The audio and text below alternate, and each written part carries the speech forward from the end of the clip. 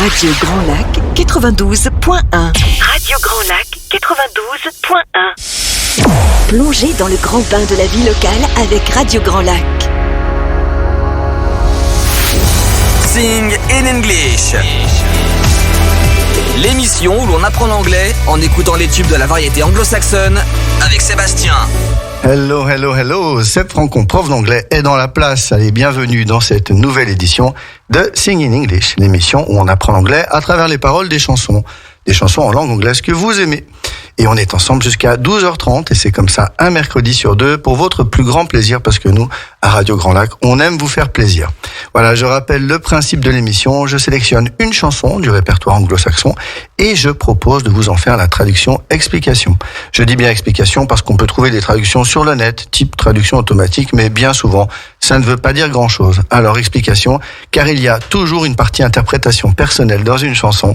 Et voilà pourquoi je suis là, pour vous aider à comprendre les mots et le sens que l'auteur a voulu donner à sa chanson. Voilà, Sing in English. Je vous ai sélectionné aujourd'hui une grande chanson d'une grande artiste que tout le monde connaît puisqu'il s'agit de Madonna. Et la chanson Papa Don't Preach. Voilà, une chanson qui a son petit succès, si j'en juge par le nombre de petits témoignages que j'ai eu. Super, Seb, on adore cette chanson. Alors, bien entendu, un petit mot sur Madonna. Madonna Louise Ciccone, voilà, une américaine, chanteuse, danseuse. Bon, plus trop à la présenter, simplement pour dire qu'en fait, c'est la chanteuse qui a vendu le plus de disques de tous les temps, 355 millions de disques. On l'a surnommée The Queen of Pop, c'est pas rien, sachant que The King of Pop, c'était Michael Jackson. Donc, vous voyez un petit peu Michael Jackson et Madonna. Voilà. Bien entendu, j'aurais pu choisir plein d'autres chansons. Il y avait Holiday, il y avait Like a Virgin, Into the Groove, La Isla Bonita, Like a Prayer. Plein de chansons. Mais celle qui me parlait aujourd'hui, et vous comprendrez pourquoi, c'est Papa Don't Preach, une chanson de 1986 qui vient de l'album True Blue. Vous vous souvenez de cette chanson-là? Elle avait les cheveux plaqués comme ça sur la tête et puis elle faisait sa petite ado en marchant et en mâchant du chewing-gum. Moi, je m'en rappelle très très bien. Voilà. Alors, on va écouter cette chanson, bien entendu. Alors, comme d'habitude, le mieux, si vous le pouvez, c'est d'avoir les paroles sous les yeux. Comme ça, au moins, vous pouvez anticiper un petit peu tout ça. Et puis, si vous l'avez pas, vous inquiétez pas, moi, je suis là pour vous les expliquer. On écoute cette chanson, Papa Don't Preach de Madonna. Allons-y.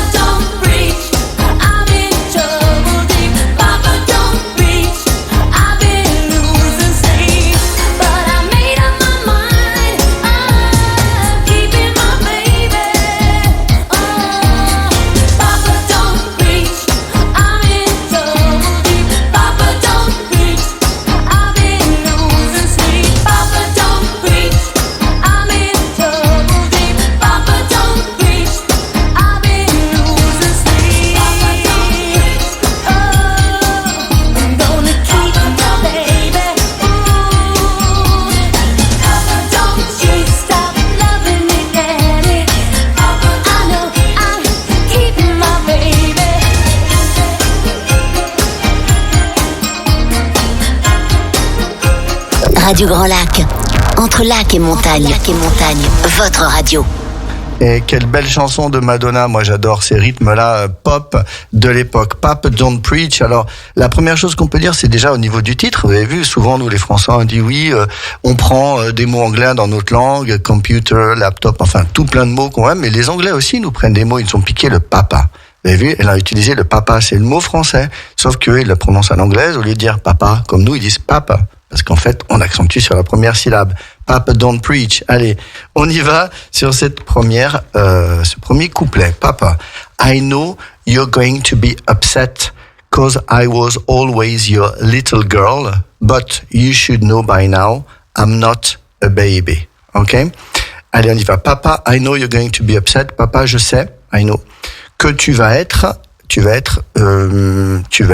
énervé, tu vas être bouleversé, tu vas être contrarié. D'accord? Upset, c'est tout ça. Hein? Donc, to be upset, c'est en un seul mot, U-P-S-E-T, upset. Ça veut dire contrarié, énervé, bouleversé. Papa, je sais que tu vas être bouleversé. Elle va lui annoncer quelque chose. Cause I was always your little girl. Cause, c'est la contraction de because, parce que I was always your little girl, parce que j'ai toujours été ta petite fille, ou peut-être qu'on pourrait traduire en disant « Je suis toujours pour toi, cette petite fille ». On connaît tout ça. Nos enfants grandissent, on ne voit pas arriver, puis d'un coup, hop, on les regarde, ils ont de la moustache. Hein, c'est le cas de mon garçon, Paolo, il a de la moustache, j'ai pas vu arriver. Bon, c'est comme ça. Je sais que tu vas être contrarié parce que je suis pour toi toujours ta petite fille. But you should know by now, I'm not a baby, but you should know, mais tu devrais savoir. Hein, le should, c'est pour tu devrais, you should know by now. Tu devrais savoir à présent, d'accord? I'm not a baby, je ne suis pas, ou alors je ne suis plus un bébé. Oh oh, attention, qu'est-ce qu'elle va lui annoncer? You always taught me right from wrong, I need your help, daddy, please be strong. You always taught me, donc tu m'as toujours enseigné, hein, le verbe to teach, hein, teach qui devient taught, vous avez tous appris vos verbes irréguliers. Taught qui s'écrit T-A-U-G-H-T mais qu'on prononce taught, tu m'as toujours enseigné, d'accord? Right from wrong, le bien du mal, le vrai du faux, d'accord? The right from wrong. Tu m'as toujours dit ce qui était bien, tu m'as toujours appris à distinguer le bien du mal. I need your help, daddy, please be strong. Maintenant, j'ai besoin de ton aide, papa, s'il te plaît, sois fort. La tension monte, attention, qu'est-ce qu'elle va lui annoncer, d'accord? I may be young at heart, but I know what I'm saying. Et là, c'est la fin du deuxième couplet. I may be young at heart, il se peut que je sois jeune d'esprit, jeune de cœur, hein, young at heart, hein, c'est exactement la traduction littérale, mais nous on dit pas ça, jeune d'esprit, but I know what I'm saying, mais je sais ce que je dis et je sais ce dont je parle. Voilà, donc là on a cette introduction-là, assez rapide, mais on sent bien que la jeune fille, elle vient voir son papa, elle a un truc à lui dire et elle lui demande d'être fort. Eh ben, écoutons cette première partie, allons-y.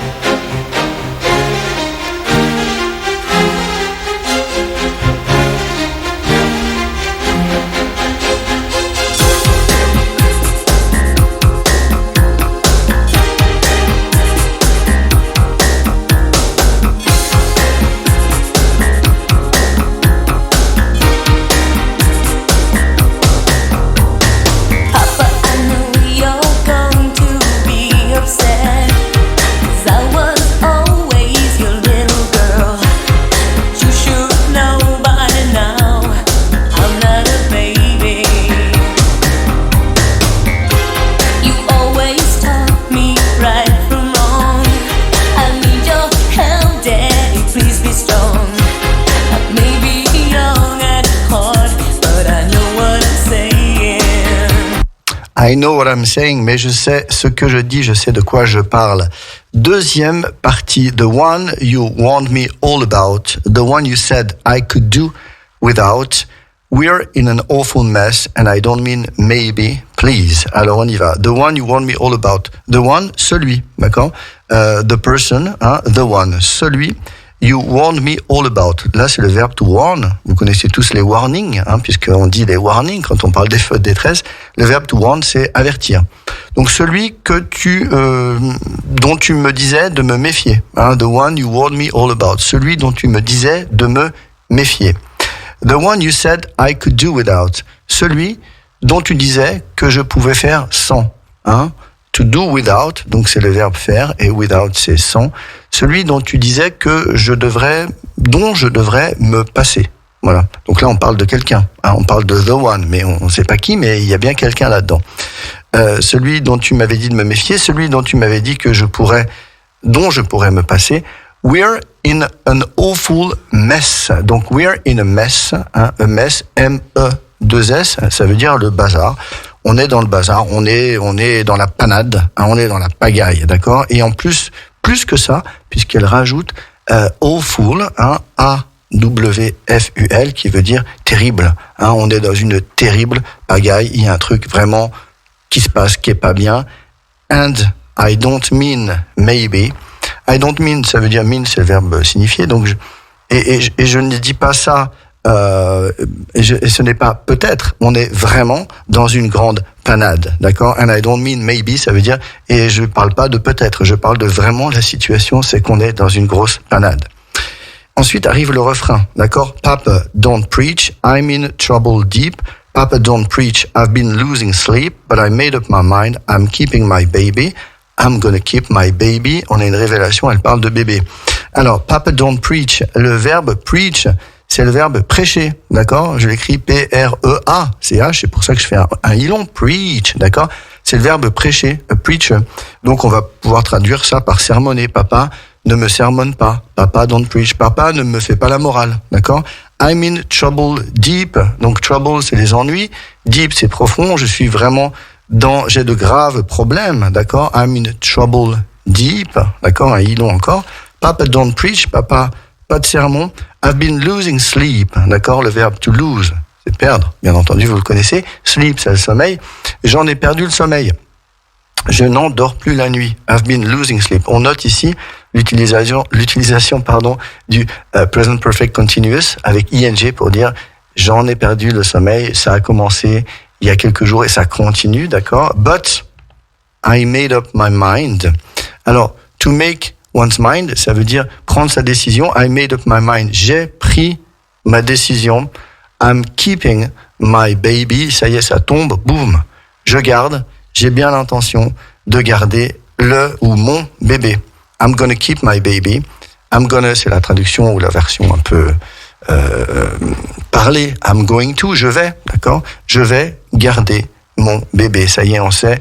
Elle lui avait demandé dans la première partie d'être fort, hein, parce qu'elle avait quelque chose à lui dire. Elle lui avait dit qu'il serait certainement contrarié, upset, hein, vous vous souvenez, parce qu'elle était encore une petite fille pour lui. Et là, elle vient lui annoncer quoi? Que celui dont il lui avait dit de se méfier, celui dont il lui avait dit son papa de faire sans, de se passer, en fait, c'est celui-là qui lui a fait un bébé. Et en plus de ça, I'm keeping my baby. Je le garde. Je vais garder ce bébé. Waouh. Alors là, grosse révélation. Et surtout, papa, don't preach. Papa, c'est pas la peine de me faire la morale. Moi, ce que j'ai besoin, c'est de toi maintenant. Écoutons cette deuxième partie.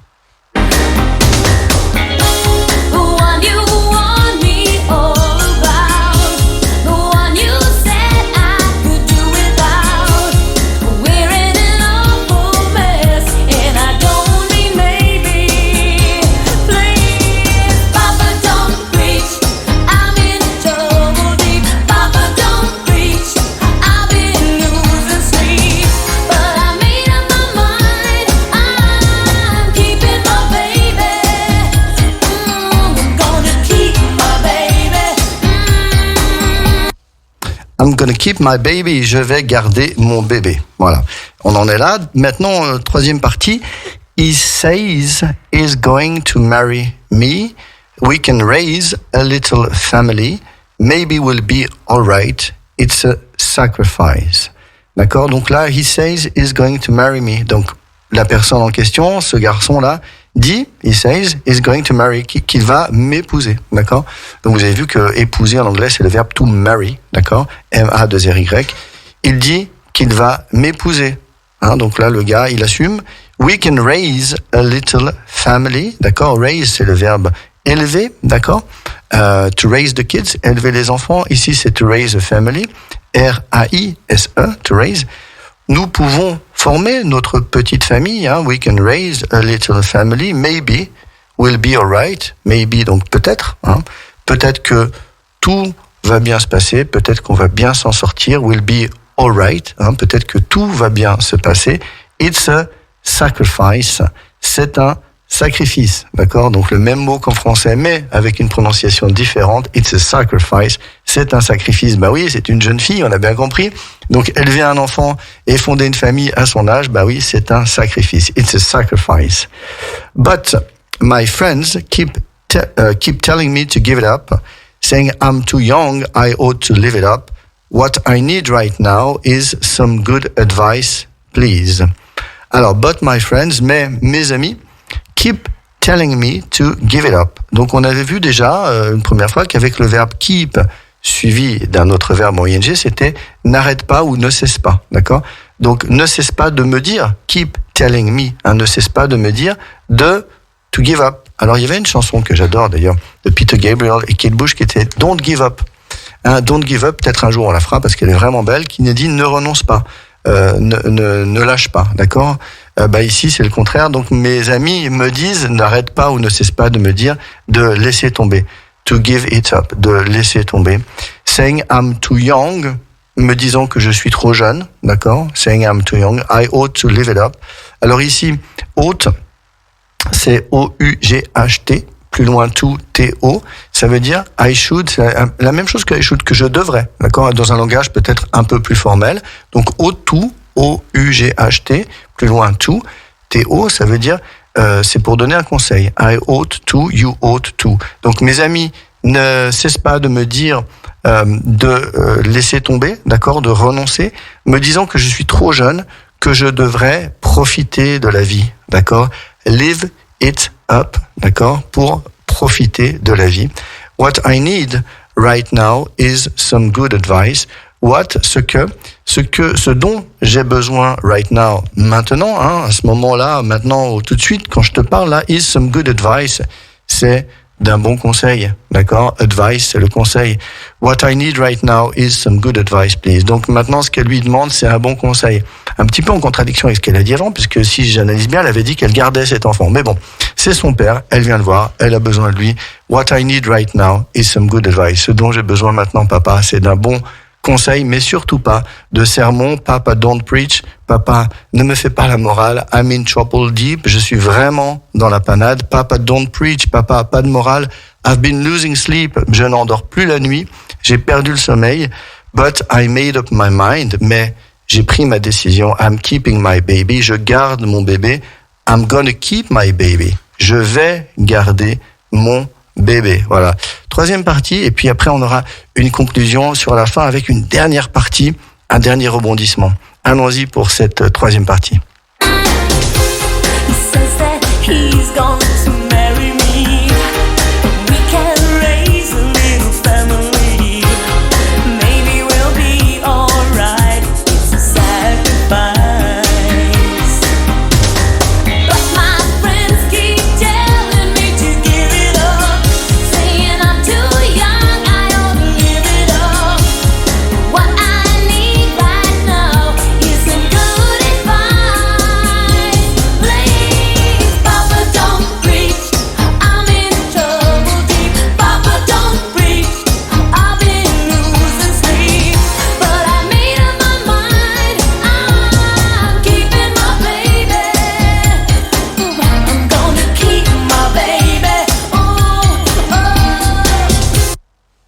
Yes, donc cette troisième partie, donc on voit bien le déroulé de cette chanson. Au début, elle va le voir et elle dit papa, je vais t'annoncer un truc.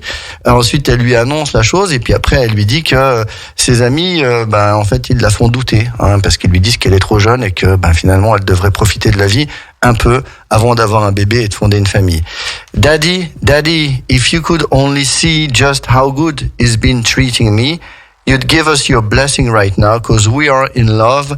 We are in love, so please, Papa, don't preach. Alors, Daddy, if you could only see. Tiens, elle reprend le daddy. C'est plus le papa, cette fois-ci, c'est le daddy. Donc, papa, if you could only see, si seulement tu pouvais voir. If you could, si tu pouvais seulement voir. Just how good he's been treating me. Just how good. Donc, comme il me traite bien, d'accord. Treating me, donc c'est le verbe to treat, traiter, d'accord. He's been treating me, donc c'est la même chose que tout à l'heure. Elle emploie 2 fois ce present perfect en be plus ing. C'est l'auxiliaire avoir plus le participe passé, donc been, plus un verbe en ing, c'est he's been treating me. Comme il me traite bien, d'accord, puisque ça a commencé dans le passé et ça continue dans le présent. Papa, si seulement tu pouvais voir comme il me traite bien, how good he's been treating me. You'd give us your blessing right now. You'd give us, donc le you would give us, tu nous donnerais, d'accord?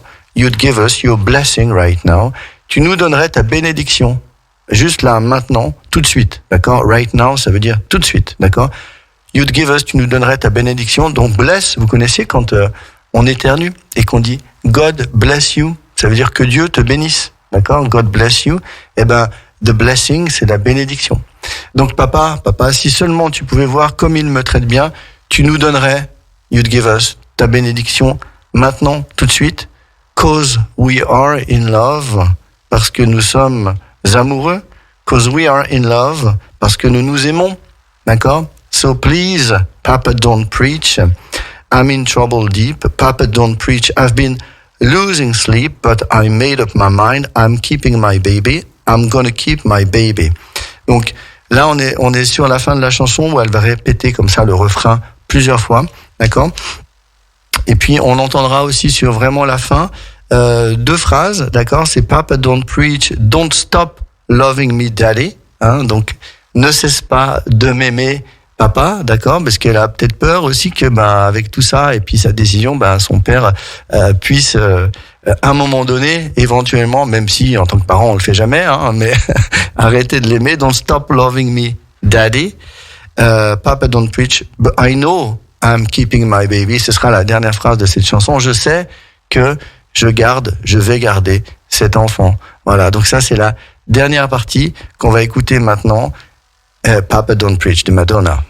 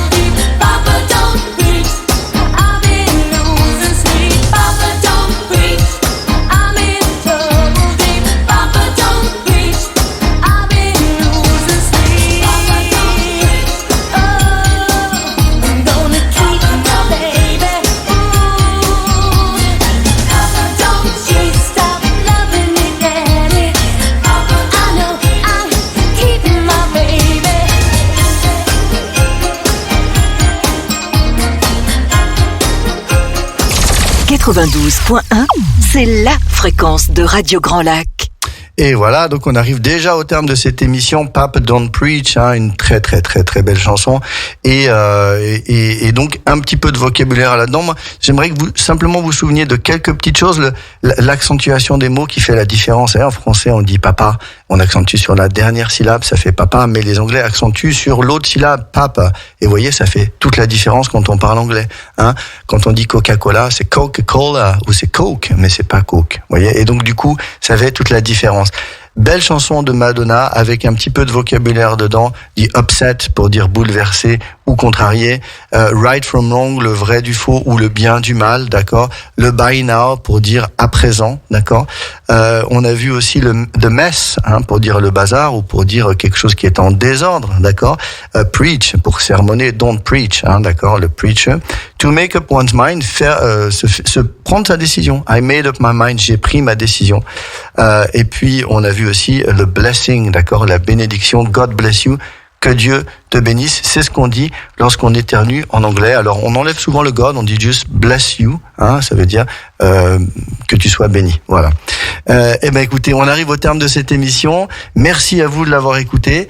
Eh bien, la suite de Radio Grand Lac sur 92.fm, ce sera à 13h, Destination Bien-être avec Anaïs, la superbe émission sur le bien-être qui va vous édifier. Quant à nous, on se retrouve dans 15 jours avec toutes nouvelles chansons. Have a good day. Have a good time. Take care. Bye bye.